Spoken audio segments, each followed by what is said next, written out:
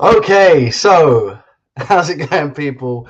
My name is Frank, and welcome back to N5 Narrative. Now, we have just watched the absolute demolition job of PSV. PSV, sorry, let's try that again.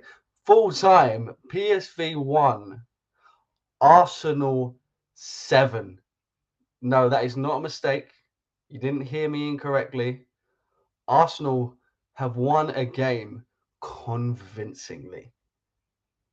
It's a welcome change as far as I'm concerned. I'll absolutely take that, guys. Before we get into this reaction, if you are new here, make sure to hit that subscribe button and turn on post notifications to ensure that you never miss a video on the channel, including the reactions that you are seeing now. So let's get into this. Let's get into this game, starting with the lineup. Obviously, we had a lineup of Raya in goal, Yuri and Timber, William Saliba, Gabriel, Lewis Skelly, Thomas Partey, Declan Rice, Martin Odegaard, Ethan Nwaneri, Leandro Trossard, and Mikel Merino. And for me, with injuries considered and things like that, that's probably the best lineup that we've got available to us at the moment. It was great to see Thomas Partey back in the starting 11. In my last match reaction, which was the game against Nottingham Forest, I was very critical of Mikel Arteta for taking him out of the lineup. I said in that video that I think he's been our best midfielder this season. And I think today, whilst he didn't do anything fantastic by any means, the level of, solidness that he shows and the level of consistency that he shows over the course of a season when he's fit and available, I think that was shown today. And that lineup to me just looked like, Arteta was clearly taking this game seriously. We always thought it was going to be a challenging game, whilst PSV aren't doing fantastic domestically in the Eredivisie, the Dutch league. They've been a different side when it comes to UEFA competition, and we know that because we played them in European competition for the last 3 years, of course, in the group stages last year and in the group stages of Europa League the year before that. But they are the team that knocked out Juventus. And now this is a Juventus team that, have only lost once domestically. Well, they've had a lot of draws as well, but still, it's not something to be, looked over. That's a fantastic result for them. But then you get into the first half. We had a very early penalty shot from Martin Odegaard. I think this was only a few minutes in. I think it was about 5-10 minutes in, maybe. For me, wasn't a penalty. He quite clearly he quite clearly kicks the ground. So for me, it wasn't a penalty. It did look initially like that, but when you see the replays, it's definitely not the case. Declan Rice then, not long after, scores early. It was a beautiful strike. But unfortunately, he was offside. And it was, like I said, it's unfortunate because that would have been a fantastic goal. And, if we scored then, who knows? It could have been 8, could have been 9 if we got an early goal like that. And this is what's quite strange to say, because about 15 minutes into this game, Arsenal were let off. We should have been 1-0 down in essence. I think there was a shot from, I think it was Luke de Jong, where David Raya sort of palms it out and really needs to do better, and then essentially gifts it on a plate to Siberi, who hits the crossbar. Now for me, obviously massive let off for Arsenal, but if that was Ranieri, if that was an Odegaard, then I'm throwing fists. I think he really needs to score that, and if he does score that, we might be looking at a completely different game. So massive let off from PSV in that sense. And then not too long after, PSV essentially gift us a goal. I don't want to say gift us a goal actually, because it was a fantastic goal from Arsenal. Yuri and Timber, with a superb header to make it 1-0. And I want to give main credit here to Declan Rice, who does absolutely fantastic to make a run off to Leandro Trossard, who gives the ball to Declan Rice. Declan Rice spins his man, whips in the ball, and Yuri and Timber with what I would call a striker's header, a goal scorer's header. He's a left back, but maybe we might have to look at putting someone like Yuri and Timber up front if he can score headers like that. We'll just have to wait and see. Not too long after, I'm gonna now say man of the moment. I don't want to say boy of the moment. I want to say man of the moment. Ethan Nwaneri, who, may I remind people, he's still not 18 years old for about another, I think it's 15 days that he turns 18 in, makes it 2 with a superb finish. And the thing that makes it even better, the assist comes from Miles Lewis Skelly. Hail end on full showcase, on full display under the lights of a UEFA Champions League match. It was a fantastic, again, striker-like finish from Ethan Nwaneri. Apologies, my earpods are falling out of my ears. Apologies if you heard that.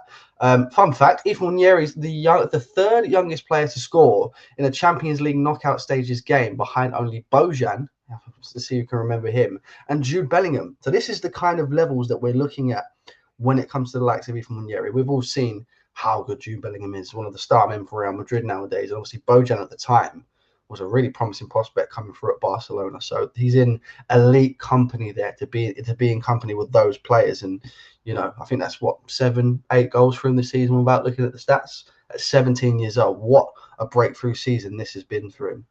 Not too long after that, now, this is probably only slightly negative on the game, because everything else apart from that was, you know, all positive, in my opinion. We'll go to Miles Lewis-Skelly, because Miles Lewis-Skelly gets himself yellow carded quite early on. And obviously, based off of what we've seen so far in Lewis-Skelly's Premier League career, especially, he likes a card. He really likes a card. Obviously, wrongfully sent off in the game against Wolves, and that obviously got overturned, but it does still count as a red card. And of course, didn't really do himself any favours in the West Ham game the other week, which obviously saw him miss the Nottingham Forest game. He gets the yellow card in this game, and probably not even 5 minutes later, absolutely clatters the PSV winger. And for me, is very, very lucky not to be sent off. Now, Lewis-Skelly, for me, at such a young age, is an amazing player, but he is so aggressive in the challenge. And you know, we could have been looking at a third red card today if the referee didn't take it lightly on him, to say the least. And I was watching, this is funny actually, I was watching the game with my girlfriend, and I'll give her a shout out for this one, because this one really made me laugh. She said that Miles Lewis-Skelly reminds her of an excitable Jack Russell. You know, her exact words were he's a nippy little fucker. That's exactly what she said. And that really made me laugh, because it's so true. But he needs to be careful, and we'll get back onto him in a moment. Not too long after that, Mikel Merino, the man of the moment, the 9 of the moment, should I say, strikes again. Terrible, terrible defending from PSV, but great reactions from Mikel Merino to slot it in. It was a really clean finish as well, with his left foot finessed into the bottom left corner, and it was 3-0. I think, you know, whilst it was a clean finish, I think anyone was scoring that. I think I was scoring that. I think there's 5-year-olds that are scoring that. It was gifted to him on a plate. It took about 7 years for VAR to make a decision whether Jurrien Timber was offside in the build-up to it, but eventually they made that decision, and it was 3-0 to the Arsenal. Now, during that time when the decision was being decided, Mikel Arteta makes the decision to sub off Miles Lewis-Skelly, and of course bring on Ricardo Calafiori, which of course, as we know, later positively affects the game. But at the time, it seemed very harsh for me. Especially to do it in the first half. Now, I completely understand why. If Miles Lewis-Skelly was to have been sent off at the time, you know, it was 3-0. But, you know, the game wasn't over by any stretch of the imagination. And, of course, I'd imagine he's probably not going to be playing him in the second leg, considering it's essentially done. You know, start booking the flights to Madrid now. We're Madrid bound. I'm going to go out on a limb and say that, and I'm sure that's going to be clipped if it doesn't end up being the case. And, you know, PSV win 8-0 at the Emirates. You know, it could come back and bite me in the ass, but I highly doubt it. I was quite shocked about this decision, because to drag him in the first half seemed a bit harsh. I get why he's done it, but for me, I think it's something that could have been done at halftime, because you saw it in Miles's face when he came off. He just looked a bit embarrassed, and I think that kind of comes down to man management. Again, with Mikel Arteta, it's probably been a bit of a criticism of mine towards him in the sense that he probably didn't need to do it. Thankfully, it didn't have a negative effect on the game. And like I said, don't expect to see him in the second leg. We're going to need him for Madrid, whether that's Real Madrid or Atletico Madrid. And, you know, it was probably better to rest him, considering we're already through. Just before the first half, finishes, Thomas Partey gives away a penalty. Now, I thought this was very silly from Thomas Partey, who, apart from this, I think he had a solid game. I was happy to see him back in the starting 11, as I've said before. But essentially, you know, he has his hands around Luke de Jong's neck, and it was obviously going to be a penalty, which is put away, and I will say, put away beautifully by Noah Lang. top left corner, David Raya, even if he dived the right way, it was absolutely no chance he was saving that one. And I thought Noah Lang had a pretty good game today. This is someone that should be on Arsenal's, watch list. This is the short list for summer transfer targets. We need a left winger. Gabriel Martinelli's unfortunately doesn't look like he's cutting it at the moment.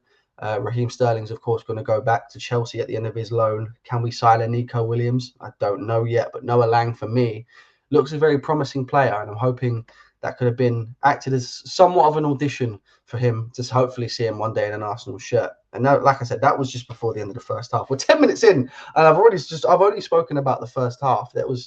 I think they were saying it at commentary as well. Alan Shearer in the Amazon commentary was saying how entertaining of a first half it is, or it was, sorry. And it really was just that. It was, champagne football, to say the least, from Arsenal. We get into the second half, and not even a minute in, Ødegaard restores Arsenal's 3-goal lead in the second half. And you know what? This was one of my favourite goals. And obviously not in terms of the fact that, obviously, it was a fantastic team goal or anything like that. But the work that Ethan Nwaneri does out on that wing forces a save out of the goalkeeper. For me, again, should have done a little bit better. And Ødegaard was there to finish it off. This Ødegaard performance was a man of the match performance for me. And I've been quite critical of Martin Ødegaard's performances recently. We've all seen it. He's not exactly displayed captain material this turn of the new year. And I think this performance, the 2 goals and I believe an assist as well, was reminiscent of what we saw of that Martin Ødegaard that we saw 2 seasons ago, who was scoring left, right and centre, assisting left, right and centre, and being an all-round world-class player. We got much closer to that Martin Ødegaard today, and I was really happy to see that.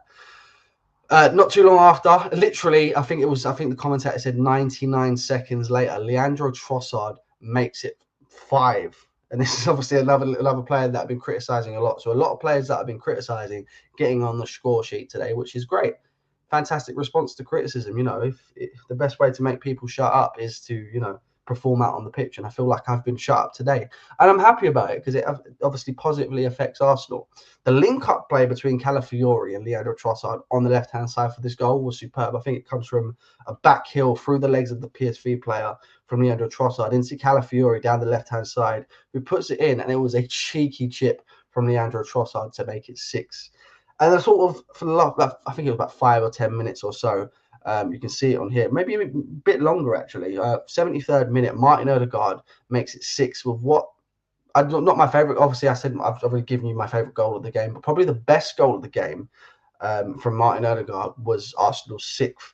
Outside the box, straight at the keeper. It was a decent enough shot, but straight at the keeper. And for me, the keeper really needs to be doing better here. But Ødegaard gets the power behind it, gets it on target, and it ends up in the back of the goal. So fantastic from Martin Ødegaard. And Mikel Merino deserves credit for this goal as well, because he sort of does that false 9 role really well in this game. And for this goal in particular, drops in, has the 1-2 play with Martin Ødegaard, who goes in front of him and puts it away for Arsenal's 6th. And then right at the end of the game, Ricardo Calafiori, who actually looked like at one point he was playing as an attacking player.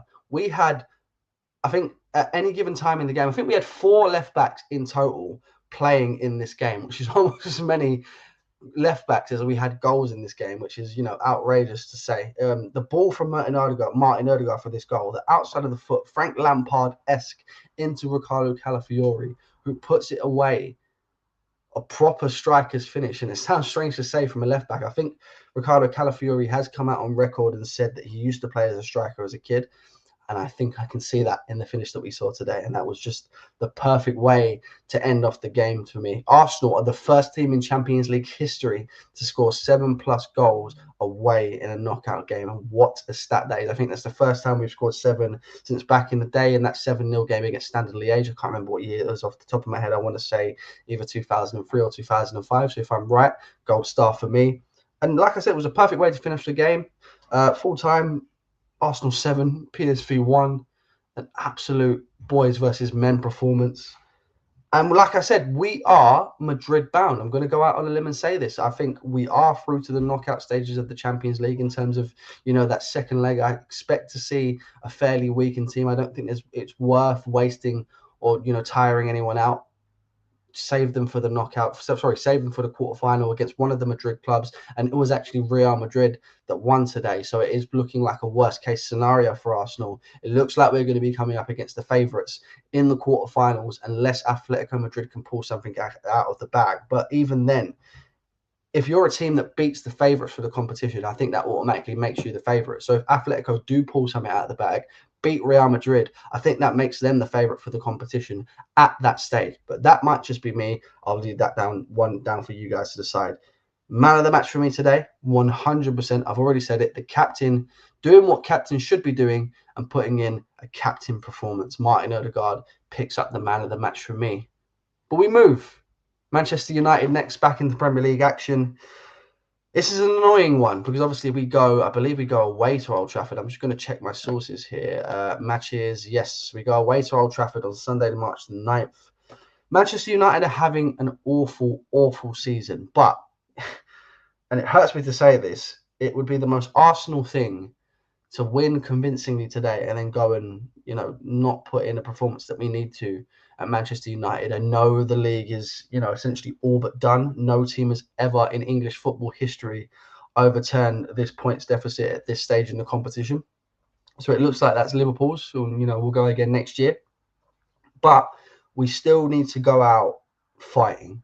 So I'm still expecting maximum points from now until the end of the season. And I know we've got to go away to Anfield. I know we've still got Chelsea coming up. I know it's going to be a challenge, but I just want to see us go out with a little bit of pride. That's the only way I look at it. So it is Manchester United next, who are having a poor season. But again, away at Old Trafford, anything can happen. We've seen it. We've seen them pick up some good results at Old Trafford. We've seen them lose quite heavily to teams that they shouldn't be losing to at Old Trafford. So it really does depend on A, what Manchester United show up on the day, and B, more crucially for us, what Arsenal team show up on Sunday. And I'm hoping it's the same Arsenal team that we saw today. But with that being said, guys, I'm going to leave it here. If you did enjoy this match reaction, make sure to leave a like. Also, subscribe to N5 Narrative if you haven't already, and turn on post notifications to ensure that you never miss a video like the one that you are seeing. Thank you very much once again for watching. I have been Frank. I will see you guys soon. Peace.